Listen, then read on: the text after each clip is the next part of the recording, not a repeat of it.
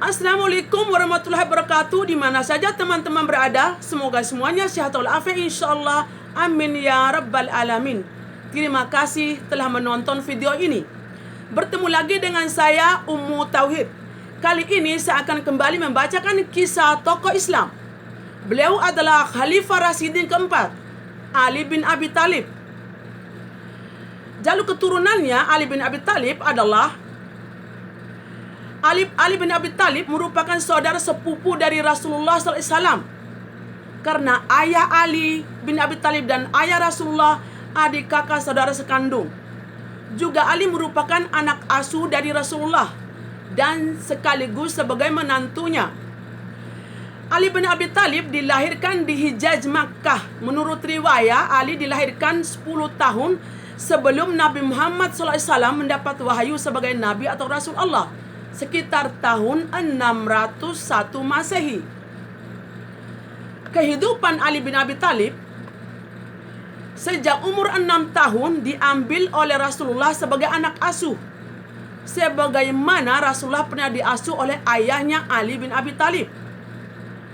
Ayahnya Abu Talib bin Abdul Muttalib bin Hasim bin Abdul Manaf dan Abdullah bin Abdul Muttalib, ayah Rasulullah saudara sekandung. Jadi Ali merupakan anak-anak pertama yang masuk Islam dan juga orang kedua yang menerima ajaran Islam setelah Sayyidah Khadijah binti Khuwailid, istri Rasulullah. Ketika Nabi Muhammad diangkat jadi Rasul, Ali bin Abi Thalib diperkirakan umurnya baru 9 atau 10 tahun. Sebagai anak asuh Rasulullah, Ali bin Abi Thalib banyak menimba ilmu agama Islam dan segala persoalan keagamaan. Dari sisi kehidupan keterikatan dengan Rasulullah itulah sehingga Ali sangat istimewa di sisi Rasulullah. Itulah perjalanan hidup Ali yang ditakdirkan oleh Allah, membuat Ali bin Abi Thalib mendapat didikan, penjagaan, pemeliharaan, kepribadian dari Rasulullah yang jadi contoh tauladan bagi Ali bin Abi Thalib. Sebagaimana dalam sabda Rasulullah, "Aku kota ilmu pengetahuan, sedang Ali adalah pintu gerbangnya." Karena itu nasihat dan sarannya selalu didengar oleh ketiga Khalifah Rasyidin sebelumnya, yaitu Abu Bakar As-Siddiq, Umar bin Khattab, dan Utsman bin Affan.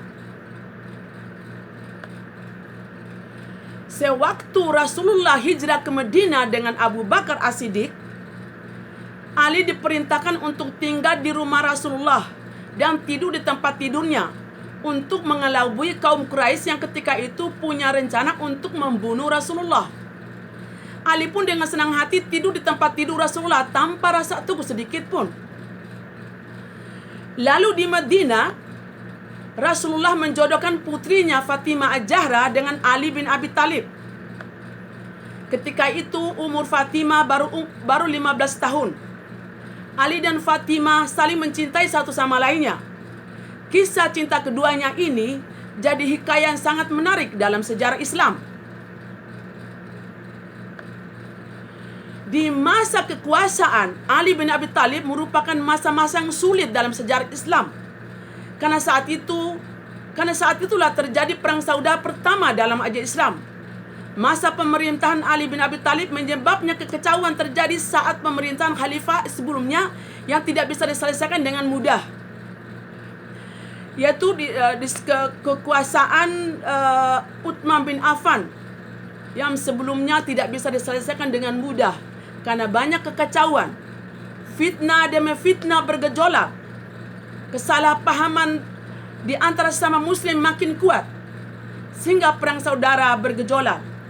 Pertempuran Basra, pasukan Ali bin Thalib melawan pasukan Jubair bin Awan, Talha bin Ubaidah dan Ummul Mukminin Aisyah binti Abu Bakar As-Siddiq, istri Rasulullah. Dan perang saudara tersebut dimenangkan oleh Ali bin Abi Thalib. Beliau berkuasa waktu sangat singkat sekali, antara 4 atau 5 tahun, sekitar tahun 656 sampai 661 Masehi. Itu riwayat yang saya baca, teman-teman. Ali bin Abi Thalib dikenal sebagai pribadi yang jujur, pemberani dan tegas, sangat sederhana, zuhud. Dan beliau juga dikenal sebagai panglima perang pemberani, karena keberaniannya membuat para musuh-musuh Allah pada ketakutan terhadapnya. Ali bin Abi Thalib mempunyai sebuah pedang pemberian dari Rasulullah SAW dengan bernama Julfakar. Itu nama pedangnya. Ali selalu hadir di setiap peperangan di masa Rasulullah SAW dan selalu berada di barisan terdepan karena beliau sebagai panglima perang. Lalu teman-teman, ada keistimewaan Ali bin Abi Thalib. Saya hanya membacakan sebagian saja. Sebagai seorang sahabat Rasulullah, juga sebagai Khalifah Rasyidin keempat, pemimpin umat Islam, ada kelebihan dan keistimewaan dimiliki Ali bin Abi Thalib. Di antaranya adalah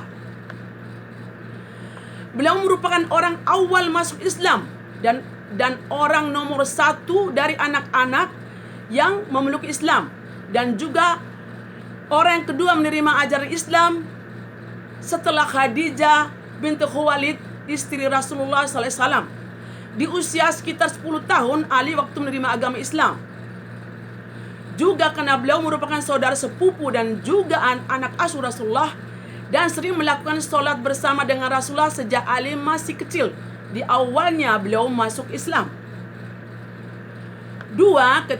Keistimewaan Ali bin Abi Thalib adalah beliau dijuluki Karamullah Wajah, yang artinya semoga Allah memuliakan wajahnya. Dari riwayat menceritakan bahwa Ali tidak suka melihat hal-hal yang buruk.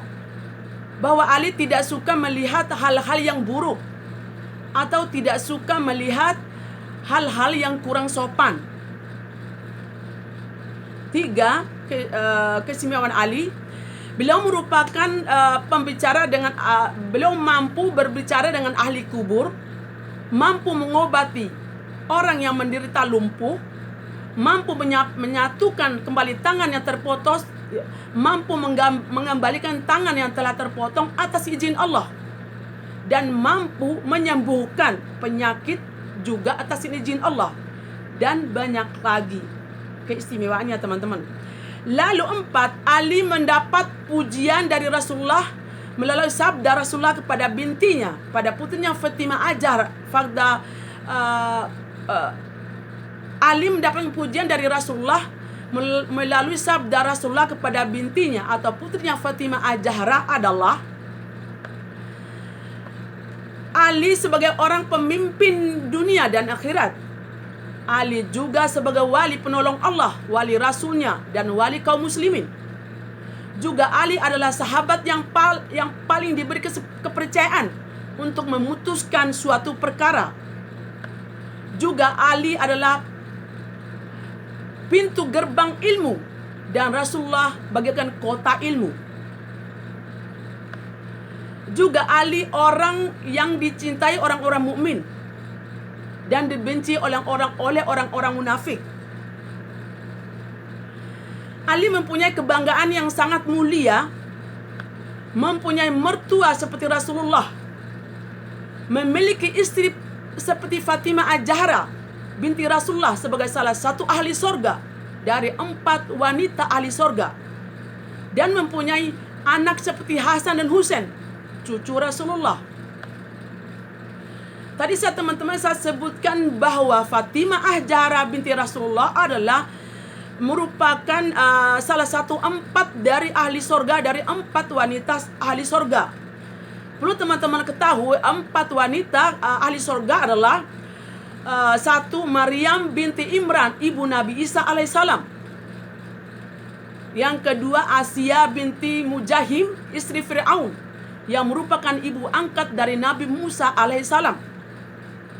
Dan ketiga ahli sorga adalah Khadijah binti Khuwailid, istri pertama dari Rasulullah.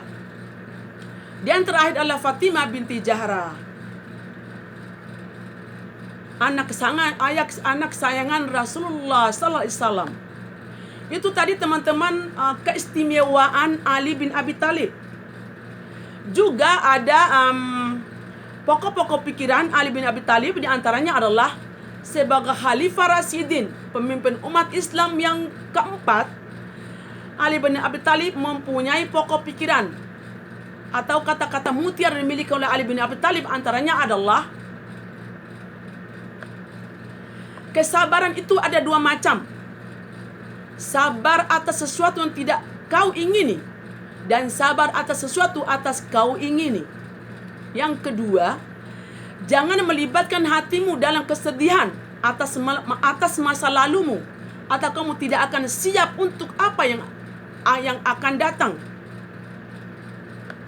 Tiga, jadilah seperti bunga yang mengharumkan, bahkan kepada tangan yang telah menghancurkan. Selanjutnya 5, jadilah orang yang dermawan tapi jangan menjadi pemboros. Jadilah orang sederhana tapi jangan terlalu kikir, dan jangan terlalu bakhil atau jangan terlalu pelit. 6, jangan pernah membuat keputusan di saat dalam kemarahan, dan jangan membuat janji dalam keadaan kebahagiaan. 7 orang suka berkata jujur mendapat 3 hal: kepercayaan, cinta, dan rasa hormat. Itu tadi teman-teman sikap pokok-pokok pikiran Ali bin Abi Thalib. Sebenarnya banyak sekali, saya membaca singkatnya aja. Semoga apa yang saya bacakan tadi bermanfaat untuk teman-teman. Juga wafatnya Ali bin Abi Thalib. Ali bin Abi Thalib meninggal dunia pada tahun 19 Masehi takriban, atau Ramadan pada tahun 40 Hijriah. Ada riwayat yang menuliskan bahwa Ali bin Abi Thalib dimakamkan di Najaf, dan ada juga meriwayatkan beliau dikuburkan di tempat lain, wallahu alam.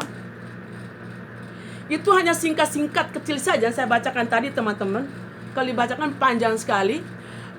Semoga apa yang saya bacakan tadi, kisah tokoh Islam Khalifah Rasyidin keempat, Ali bin Abi Thalib, semoga menambah pengetahuan teman-teman dalam sejarah Islam.